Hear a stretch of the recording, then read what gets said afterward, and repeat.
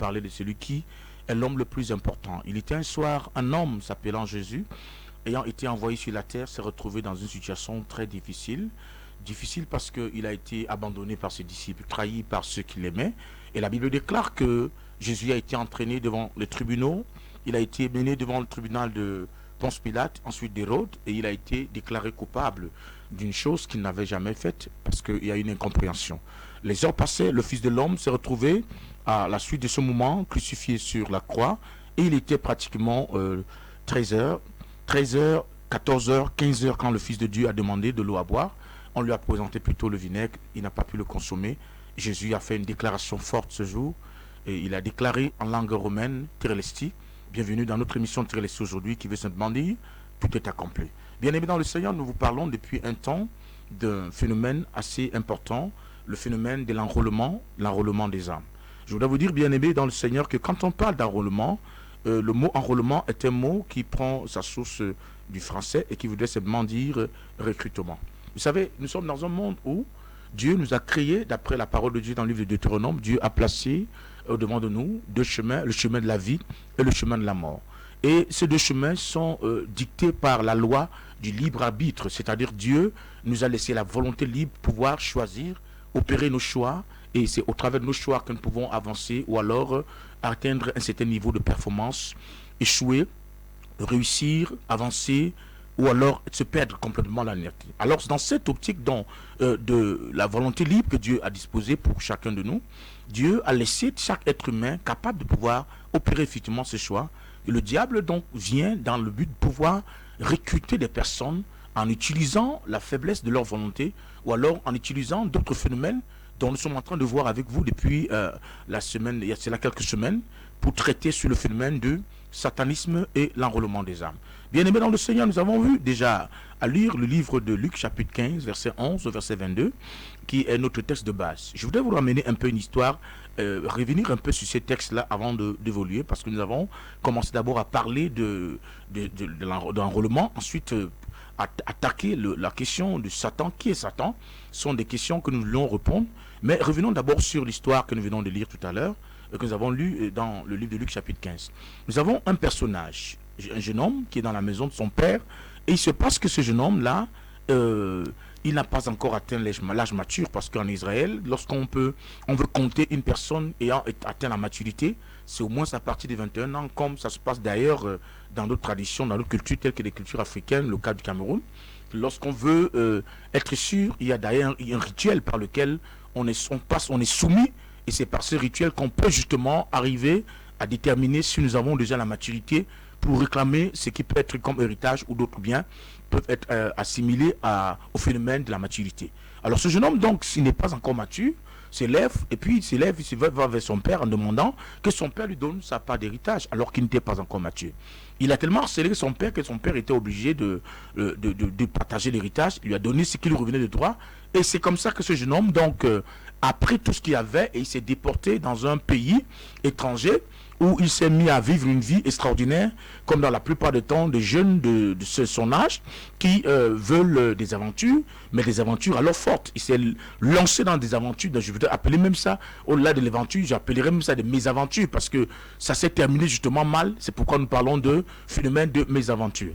Et dans cette envie de découvrir le monde, il s'est entouré des gens qui n'étaient pas des bonnes personnes et il s'est retrouvé dans des situations difficiles parce que là, il vivait à plus de 1000 à l'heure. Il vivait à plus de 1000 à l'heure, il dépensait de l'argent, il donnait aux prostituées de l'argent, il en donnait à ce qu'il pensait être ses amis, il réussissait même à se faire des amis grâce à tout l'argent qu'il disposait entre ses mains.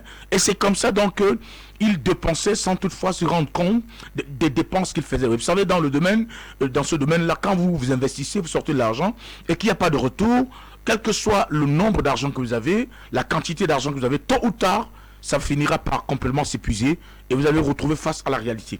Effectivement, il s'est retrouvé face à la réalité parce qu'il s'est retrouvé qu'il n'avait plus d'argent du tout. Et là, tous les amis qu'il avait pensé être des amis, à qui donnait à boire des bières ici, par-ci, par-là, qui faisaient des virées durant toutes les nuits dans des boîtes de nuit avec eux ensemble, et toutes les filles d'ailleurs qu'il a enrichies, par le fait de montrer qu'il était un gentleman. Il donnait de l'argent, un DJ, et qui répand les sous partout avec tout ce qu'il veut. Et c'est comme ça qu'il s'est retrouvé dans des problèmes, au point où il n'avait plus un seul sou avec lui. Ma Bible déclare dans ce livre de Luc chapitre 15, verset 11 au verset 22, que ce jeune homme donc s'est retrouvé dans le besoin, parce que même trouver de quoi manger, il n'en avait plus. Trouver de quoi boire, il n'en avait plus non plus. Et c'est comme ça qu'il s'en va donc auprès des amis, à qui donnait de l'argent, à qui il apportait de l'aide pour leur demander du soutien. Mais malheureusement, personne n'a jamais voulu venir à son aide. Il s'est retrouvé dans des situations difficiles. Les femmes qu'il avait pensé être des femmes de bien, sur qui il a investi son argent, se disant que lorsqu'il serait dans le problème, n'importe qui parmi ses amis ou ses femmes lui viendrait en aide. Mais malheureusement pour lui, personne n'est venu en aide à ce jeune homme. Et la Bible déclare qu'il s'est retrouvé vraiment dans des difficultés, dans des pétrins assez graves. Au point où, ne pouvant trouver de quoi manger, il n'avait pas d'autre issue que de chercher un boulot. Partout où il allait, et comme tout le monde le connaissait d'ailleurs, les gens à qui il avait nourri en donnant de l'argent, personne ne s'est soucié, personne ne voulait lui trouver de travail.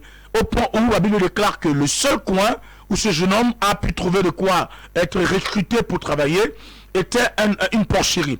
Là. Quand vous revenez dans l'histoire des Juifs, vous rentrez dans l'Ancien Testament, vous allez vous rendre compte que de tous les métiers qui peuvent exister, on a connu le métier d'agriculteur, on a connu le métier de leveur, on a connu le métier de pasteur, on a connu d'autres métiers dans la Bible que les Juifs pratiquaient, qui étaient autorisés par Dieu.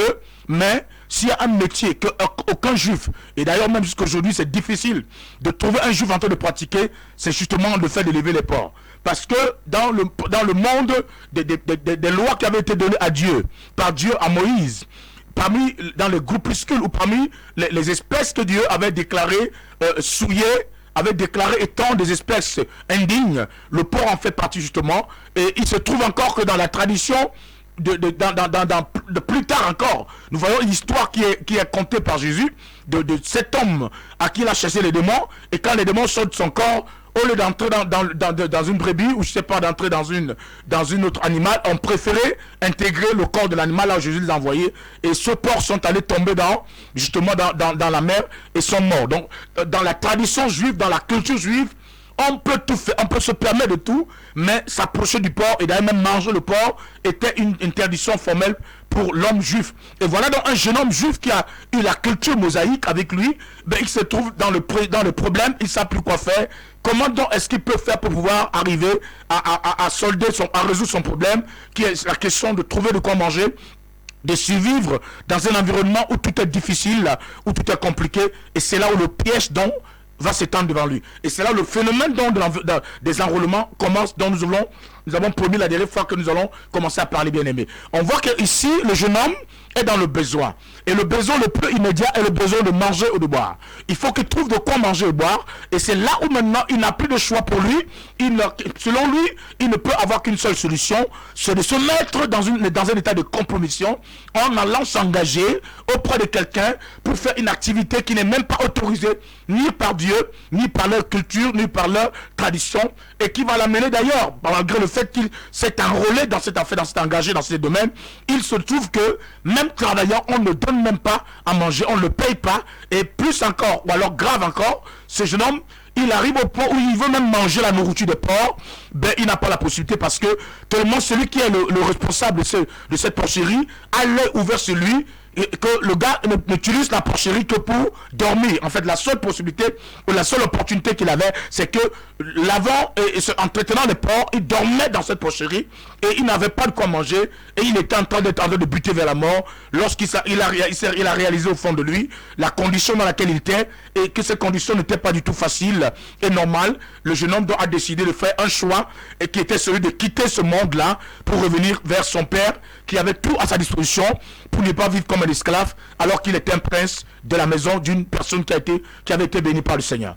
Bien aimé dans le Seigneur, nous venons donc par là pour poser ici l'une des problématiques les plus importantes de ce siècle aujourd'hui, puisque nous parlons de l'enrôlement et nous avons expliqué que l'enrôlement est le recrutement, est le fait d'embaucher des personnes.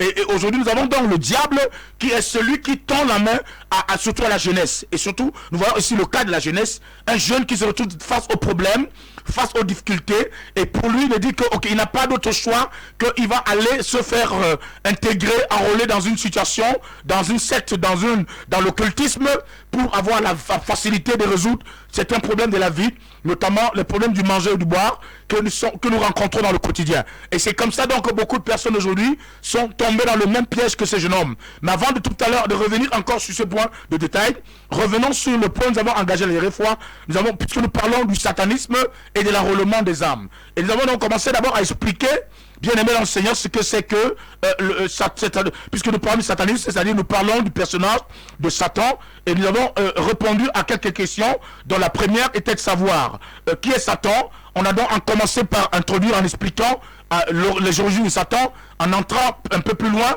dans le livre d'Ésaïe, chapitre 14, verset 12 au verset 15, et le livre de Luc, chapitre 22, verset 31, qui nous a permis justement aussi que Jean chapitre 10 verset 10, 1 Jean 5 verset 8 et 1 Pierre 5 verset 8. On a vu ici au travers de ce passage certaines descriptions qui nous permettent justement de comprendre ou de réaliser ce personnage qui il est, d'où est-ce qu'il vient. Et nous avons découvert que c'était un ange qui était dans la présence de Dieu, qui travaillait pour Dieu, et qui était un ange qui opérait, qui s'occupait des parvis de Dieu, et qui était béni parce que Dieu lui avait donné tout ce qu'il fallait en termes de puissance, de beauté, en termes de richesse, en termes d'aura. Il était vraiment un ange exceptionnel. Il était classifié parmi les anges appelés les anges brillants. Et nous avons expliqué la dernière fois justement qu'il n'y a que Jésus seul dans la Bible qui a apporté ce nom de astre brillant, en tant qu'étoile brillant du matin.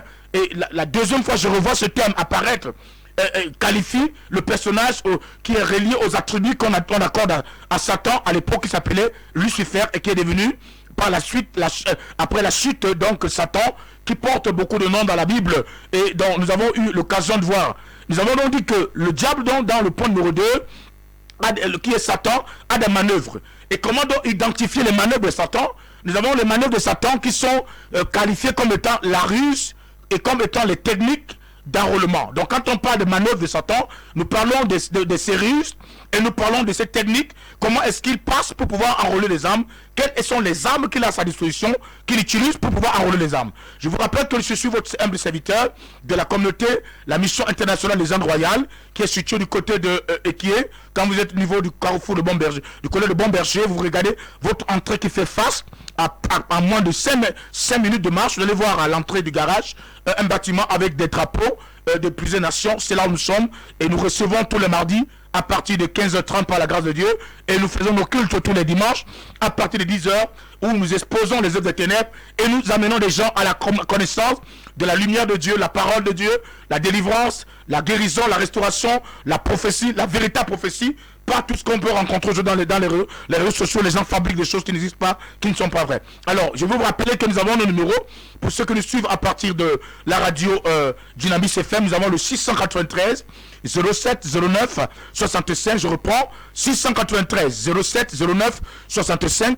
Et nous avons le second numéro qui est le 673 15 57 63. 673 15 57 63 sont le numéro par lequel vous envoyez votre SMS, vous écrivez, vous appelez pour prendre rendez-vous, pour solliciter la prière ou demander de l'aide d'une manière ou d'une autre. Bien aimé, alors revenons donc sur les manœuvres de Satan. Comment identifier les manœuvres de Satan? Les manœuvres de Satan se manifestent par les ruses et sa technique d'enrôlement. Et comme sont dans les ruses, quels sont les différents ruses que le diable a? Nous avons les ruses de Satan que sont les desseins, les mauvais desseins. Premier point, parmi les ruses de Satan, nous avons ce qu'on appelle les mauvais desseins qu'il a. Et quand on parle de desseins, on parle des projets, on parle des ambitions, on parle des activités qui mènent dans le noir, qui ont pour but de cibler des personnes avec pour objectif de les détruire. Et nous rencontrons dans le livre de 2 Corinthiens chapitre 2, commençons par là, pour parler des mauvais desseins que le diable a. Donc pour décrire ce personnage-là, nous avons parmi les œuvres, les activités qu'il mène, on a ce qu'on appelle les ruses de Satan. Et il a donc les ruses. Parmi les ruses, nous avons ces desseins qui sont des mauvais desseins, qui sont dirigés contre les êtres humains. On peut voir dans le livre de 2 Corinthiens chapitre 2, le verset 11 ici. Lisons 2 Corinthiens chapitre 2, verset 11. Il est écrit ici: afin de ne pas laisser à Satan l'avantage sur nous, car nous n'ignorons pas ses desseins. Alléluia. Afin de ne pas laisser à Satan l'avantage sur nous, car nous n'ignorons pas ses desseins. Et nous connaissons que les desseins de Satan sont des programmes d'action. sont des activités, sont des ambitions, sont des projets clairs et nets qu'il a dans le but de pouvoir causer des dégâts dans la vie des gens. Et Paul, donc, ici, quand il s'adresse à l'église de Corinthe, explique que Satan n'est pas comme on imagine simplement, comme étant celui-là qui est l'ange de lumière. D'ailleurs, il a perdu cette place de l'ange de lumière, il a perdu cette fonction et cet attribut, et il a même perdu cette qualificatif. Il est désormais l'ange de ténèbres. Et il opère dans les ténèbres, et parmi les activités qu'il déploie, il a des dessins, et ces dessins ne sont pas de bons dessins, ce sont des dessins de destruction. Autre chose qui rentre dans le cas des ruses de Satan, il y a la séduction. Il séduit dans le but d'écarter les gens de Christ. Et on est dans le livre de 2 Corinthiens toujours, chapitre 11, le verset 3, lisons, verset 3. 2 Corinthiens, chapitre 11, verset 3. Satan aussi il a la séduction comme l'art pour écarter les gens de Christ. Et aujourd'hui, donc, il utilise la séduction comme étant une arme fatale pour écarter les hommes de Dieu, pour faire le tout, pour éloigner les êtres humains et surtout la jeunesse de Dieu. Et il utilise donc la séduction par des propositions parfois que l'on donne, les propositions de facilité, comment faire pour avoir facilement de l'argent. On vous propose par exemple un porte-monnaie électronique magique où vous allez chercher à voir et à une certaine heure de la nuit, vous commencez à faire une incantation, appeler certaines forces, forces de tapis dans l'ombre, dans l'occulte, qui sont en réalité des forces d'occultisme ou des forces qui agissent dans le paranormal, qui sont reliées avec le soleil, la lune ou avec les éclairs. Et pendant que vous faites ces invocations, et l'argent va commencer à venir, mais sauf qu'on ne vous dit pas que derrière cette séduction, on est en train de vous écarter non seulement de Dieu, mais on est en train de vous préparer. Il y a un piège qui est tendu vers ça, qui va vous plonger complètement dans le chaos, où votre âme va finir par revenir à Satan, parce que Satan ne donne jamais à un homme de l'argent ou du bien s'il n'a pas quelque chose en retour. Dans le principe, dans ce monde-là, il n'y a rien qu'on donne gratuitement. Quand il te tend la main gauche, c'est qu'il va récupérer avec la main droite. Et s'il te tend la main droite, il va récupérer quelque chose de toi de la main gauche. On a donc une des activités qui consiste dans le cas des ruses de Satan. Il séduit pour écarter les hommes de Christ. Et nous avons dans 2 Corinthiens chapitre 2 Corinthiens chapitre 2 verset 11, voilà ce qui est écrit dans 2 Corinthiens chapitre 2 verset 11, et trouvons le livre de 2 Corinthiens 2 verset 11. Il dit, tout à l'heure on a d'ailleurs lu cela, verset 3 plutôt, verset 3. Il est écrit dans 2 Corinthiens chapitre 11, plutôt chapitre 2 Corinthiens 11 verset 3. 2 Corinthiens 11 verset 3, il est écrit ici, toutefois, commençons à partir du verset 1er. Or, si vous pouviez supporter de ma part un peu de folie, mais vous ne me supportez. Mais vous me supportez. Car je suis jaloux de vous, d'une jalousie de Dieu. Parce que je vous ai fiancé à un seul époux, pour vous présenter à Christ comme une vierge pure. Verset 3. Toutefois, de même que le serpent séduisit Ève par sa ruse, je crains que vos pensées ne se corrompent et ne se détournent de la simplicité à l'égard de Christ. Ok? Car si quelqu'un vient vous présenter un autre Jésus que celui que nous avons prêché, ou si vous recevez un autre esprit que celui que vous avez reçu, ou un autre évangile que celui que vous avez embrassé, vous le supportez bien fort. Or, j'estime que je n'ai été inférieur à rien à ceux de l'apôtre par excellence. Donc ici, nous voyons comment l'apôtre Paul établit le principe de la séduction, et il revient sur la séduction que le diable a utilisée dans le jardin.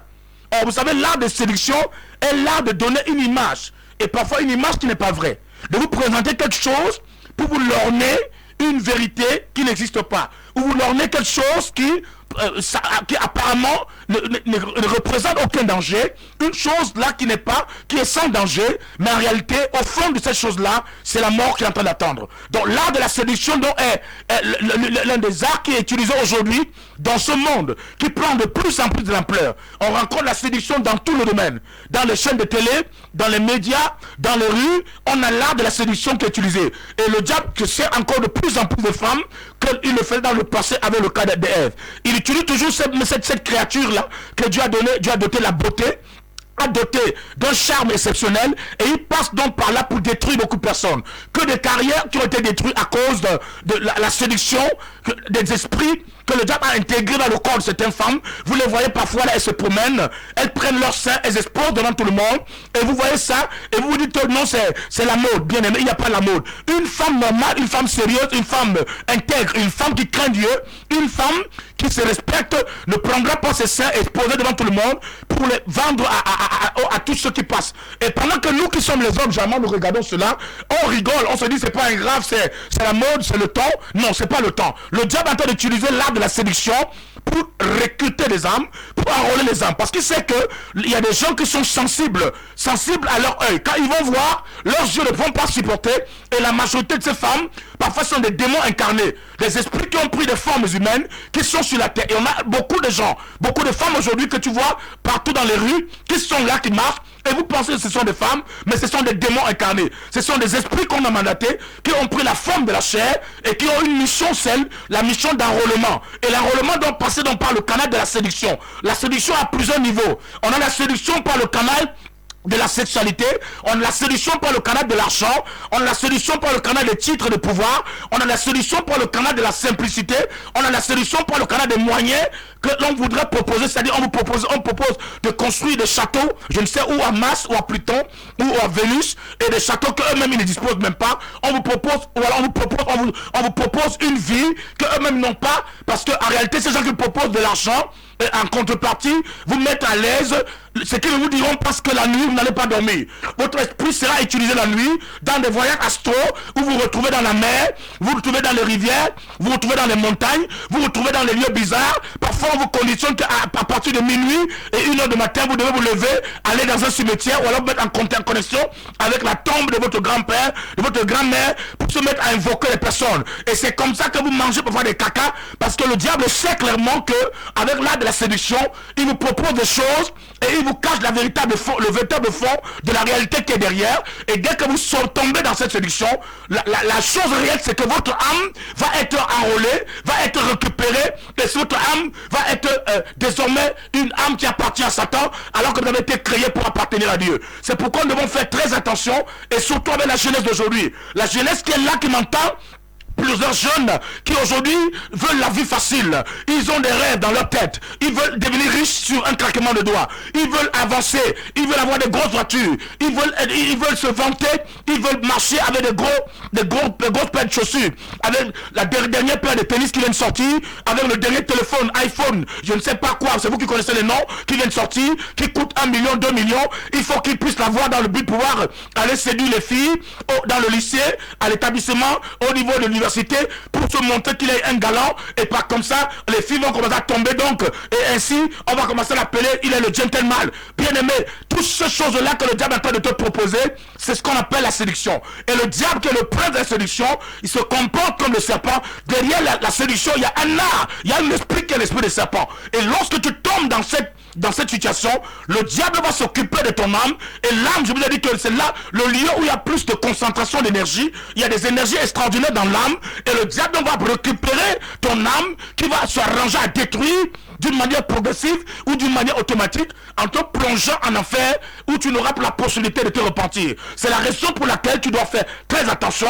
C'est pourquoi les jeunes d'aujourd'hui doivent faire attention, parce que le diable, il ne connaît pas la paix, il ne connaît pas la joie, il est l'ami de personne, il est le plus gros des menteurs, il a toujours été menteur. Même si vous propose de 100 millions ou 2 millions ou 1 million, comprenez très bien que le diable n'est pas votre ami. Le diable ne sera jamais l'ami de l'homme. Il est l'ennemi le plus juré de l'homme. Depuis le jour où l'homme a joint Dieu, et depuis le jour surtout où toi qui entends de Dieu, tu as décidé de suivre Jésus, tu as déclaré la guerre à Satan sans le savoir. Et le diable là, il est derrière toi pour te combattre. Et aujourd'hui, il utilise là de la séduction pour envoyer des choses qui sont bien, pour te présenter la voie facile. On te dit non, mais écoute, si tu veux que ton église grandisse vite, il faut prendre le fœtus d'un bébé, il faut l'enterrer, et derrière cela, quand il va pourrir, les asticots vont devenir le nombre de foules que tu vas avoir. Ou alors tu prends le bœuf, tu enterres et tu auras beaucoup de foules. Ou tu viens prendre un petit gris-gris, tu mets dans la poche, quand tu as trouvé, les gens vont se mettre à tomber et il y aura la foule. Toutes ces choses-là, c'est ce qu'on appelle la séduction.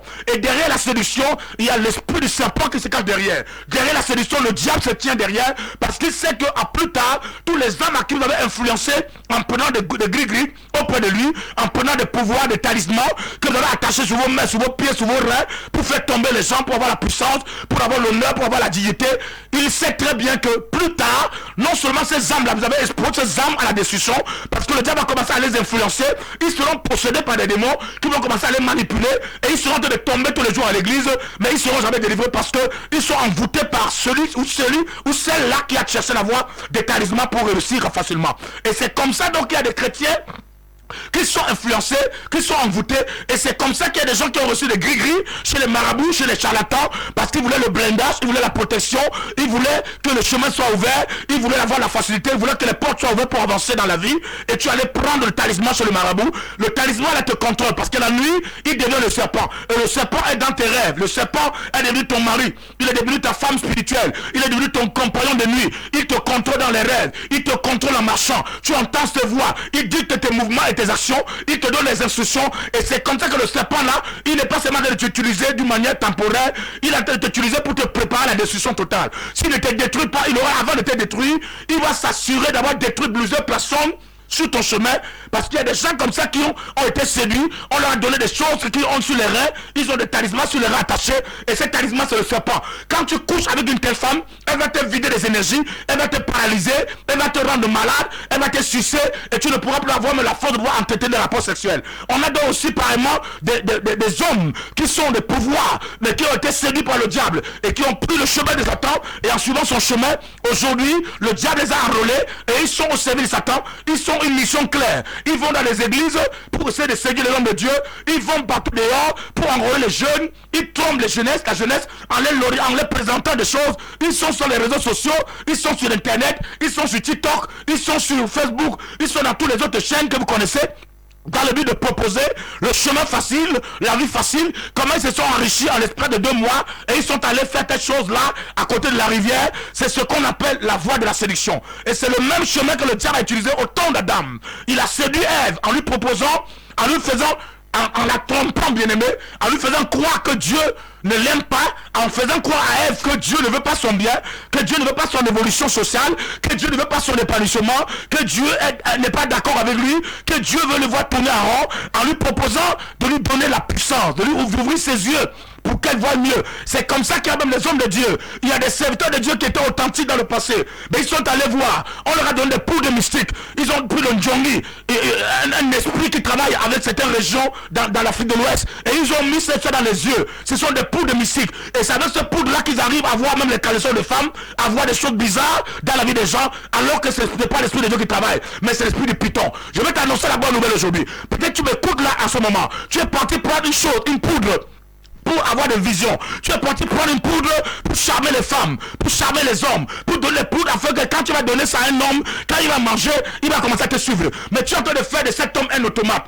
Quand il va devenir un automate, il va plus réfléchir. Il ne pourra plus rien faire. Il sera sous tes ordres, mais tu seras malheureuse. Et le diable va commencer à le détruire. Et quand tu l'auras fini de le détruire, il viendra vers ton côté pour le détruire également. C'est pourquoi tu as besoin de te repentir. Tu dois donner ta vie à Jésus. Tu dois tourner le dos à ces choses-là. Revenir à Jésus-Christ qui t'aime et qui n'est pas là pour venir te condamné, mais qui veut que le pécheur se repente et donne sa vie à Jésus-Christ. Il est encore grand temps. Peut-être tu m'entends cet après-midi, tu allais voir un marabout, et le marabout t'a donné une bague. Avec cette bague là, tu arrives à manipuler les gens, tu arrives à manipuler les jeunes, tu arrives à manipuler les femmes. Tu as 15 femmes, tu as 40 femmes autour de toi. Quand tu cadres le doigt, on te suit. Tu as manipulé les hommes, tu leur as donné le tobassi, et ils ont mangé, et aujourd'hui tu te retrouves que tu n'as plus la vie dans ton foyer.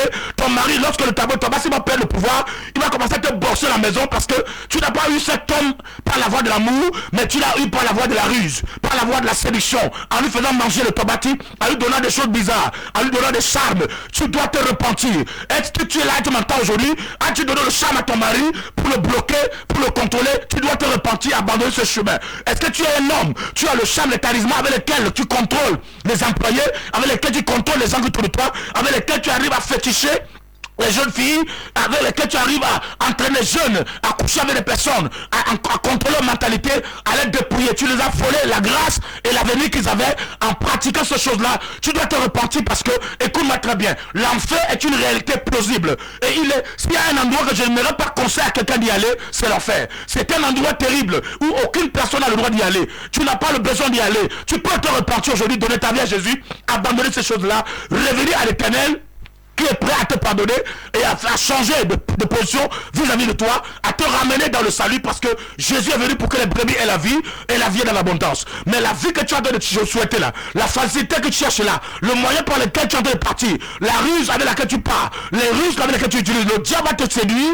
et derrière la séduction c'est la mort. Il a toujours là, c'est l'une de ces techniques. L'une des techniques qu'il a, la technique de séduire. Quand le diable veut entrer quelque part, quand il veut enrôler une vie, quand il veut récupérer une personne pour soi-même, il utilise la voie de la séduction, la voie de te présenter le confort, mais un confort qui n'existe pas, la voie de te présenter le bonheur, mais un bonheur qui est éphémère, la voie de te présenter des voitures, mais les voitures pour lesquelles tu n'as travaillé pour rien du tout, tu n'as ménagé aucun effort. Or la Bible déclare que l'homme travaillera à la sueur de son front. Toi tu n'as pas travaillé, mais tu allais prendre des énergies. On dit va prendre le sexe d'un homme, amène le mastu d'une femme qui vient de faire des mastues, dans ces périodes de mastues, et tu amènes là-bas. Mais tu ne sais pas que le sang de cette femme que tu as amené, c'est son âme que tu as donné. C'est comme ça que le diable va détruire cette femme, il va bloquer ses entrailles, elle va plus accoucher, et c'est comme ça que toi-même, tu vas te retrouver bloqué, parce que le diable, après avoir pris la vie de cette femme-là, à un moment de temps, il va réclamer ta propre vie. Le diable est un homme qui est insatisfait. Il est cet homme qui est insatisfait. Il n'est jamais satisfait par les sacrifices. Donne lui-même 100 millions de sacrifices, même après 100 millions, il en demandera toujours. Il n'y a que Jésus seul, il n'y a que Dieu seul qui a pu avoir donné un sacrifice unique qui était l'ultime sacrifice sur la croix. Il a donné ça une fois pour tout pour le monde, afin que quiconque croit en lui ne périsse pas, mais qui ait la vie éternelle. Dieu ne viendra plus te réclamer que pour recevoir Jésus-Christ, pour être sauvé, il faut donner d'abord 100 millions ou 2 millions ou 4 millions ou 500 000 ou 200 000. Il a donné sa vie sur la croix pour toi. Il est mort. Et ce sacrifice est assez suffisant pour te donner la vie éternelle. Aujourd'hui, le diable est en train de te dire, va prendre ton enfant, va prendre tes enfants, va prendre ton cousin, donne ta mère, donne ton fils, donne celui-ci.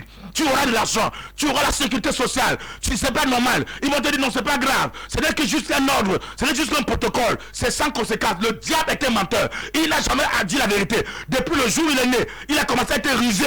Parce que même étant ange, il convoitait le trône de Dieu. Il a toujours convoité ce qui ne lui appartient pas. Il veut avoir ce qui ne lui appartient pas. Et il sait que la plus grande chose qu'il peut avoir dans la vie d'un homme, ce n'est pas son argent, ce ne sont pas ses biens, ce ne sont pas ses champs, ce ne sont pas ses voitures, mais la chose la plus précieuse que le diable veut avoir dans la vie d'un homme, c'est l'âme de la personne. Parce que l'âme d'une personne est plus précieuse que toute chose. La Bible déclare dans le livre de Matthieu, dans le livre de Luc, à quoi servirait-il à un homme de gagner tout le monde entier s'il perd son âme? Parce que l'âme n'a pas de valeur physique. Il n'y a aucune valeur matérielle. Il n'y a aucune valeur financière qui puisse se comparer à l'âme d'une personne. L'âme est éternelle. L'âme, c'est la vie. C'est le siècle de la pensée, de l'émotion, de la conscience et même du subconscient. Tu as besoin de Jésus-Christ dans ton cœur. Tu n'as pas besoin de sacrifier des hommes pour avoir l'argent. Jésus-Christ est venu sur la terre pour que les brebis aient la vie. Mais toi, tu as suivi la voie de la ruse.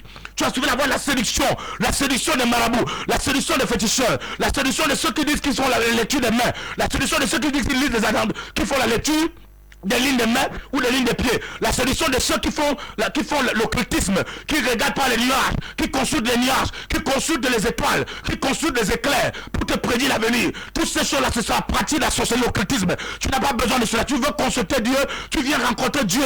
Tu vas prier, il va te parler. Ou alors tu rencontres les prophètes de Dieu, qui sont encore authentiques, qui reçoivent Dieu en eux, qui ont reçu Christ en eux, et qui ont reçu l'Esprit de Dieu par lequel Dieu parle dans le monde.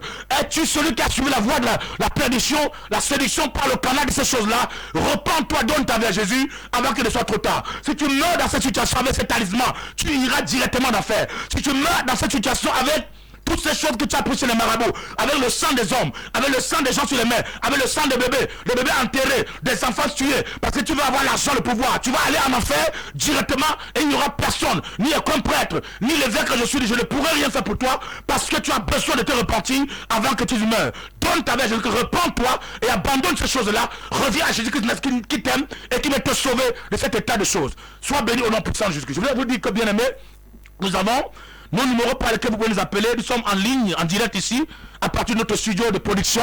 Et nous répondons au numéro 673 15 57 63. 673 15 57 63.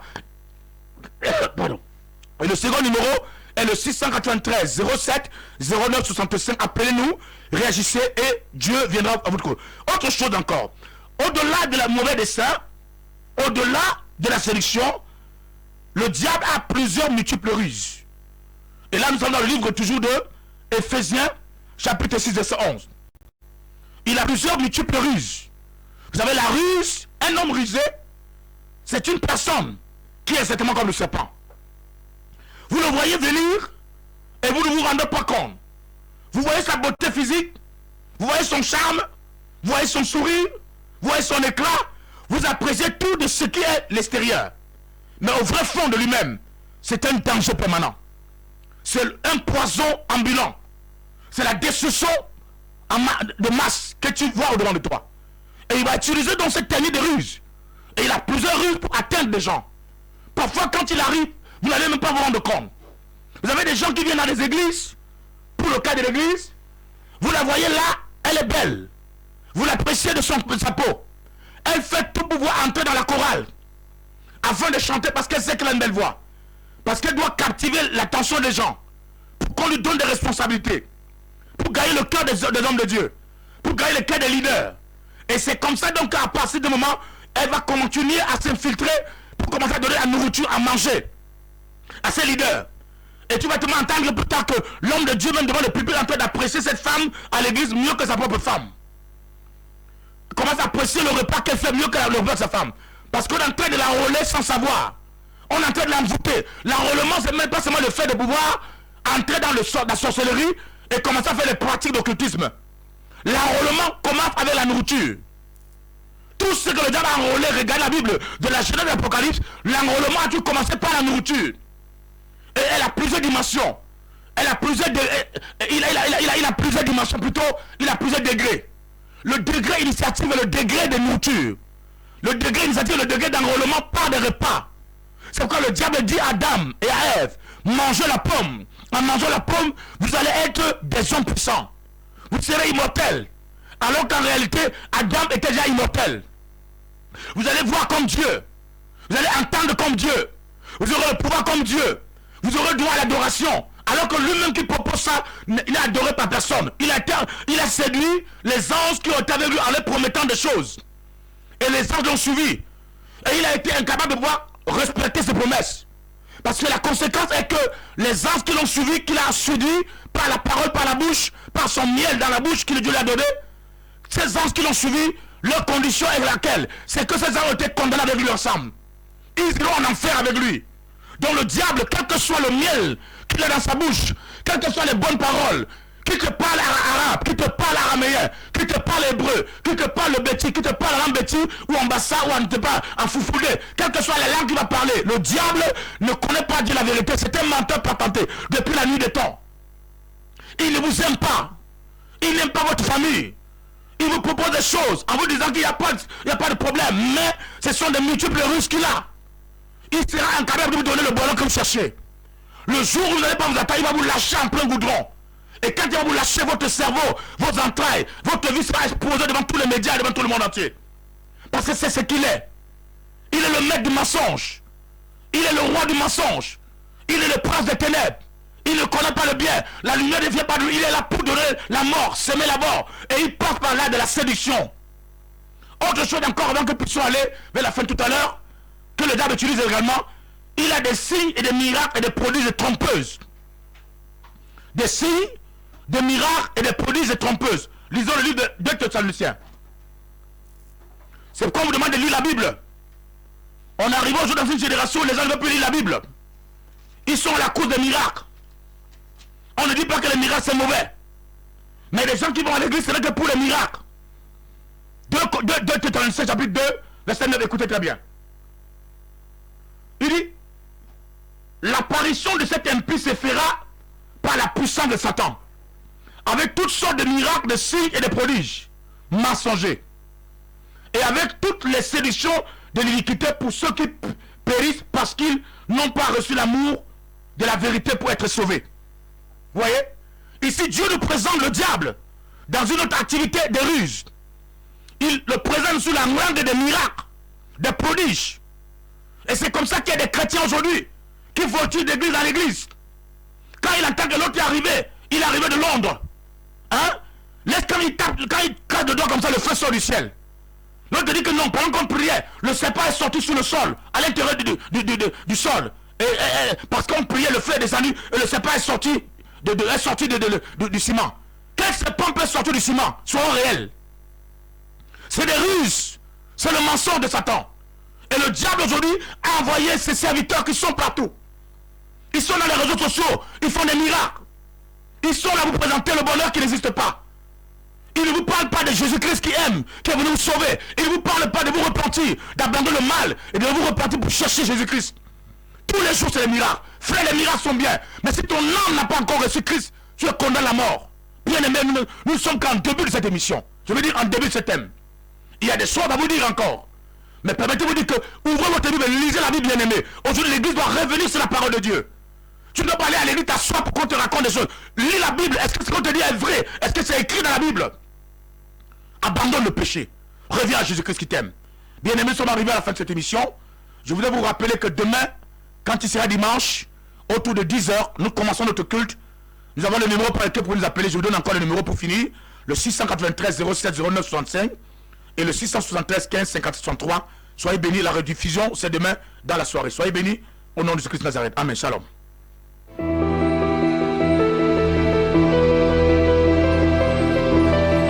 Dunamis FM. Elle informe, elle éduque, elle divertit. Dunamis FM. Elle occupe le centre de la bande FM 80.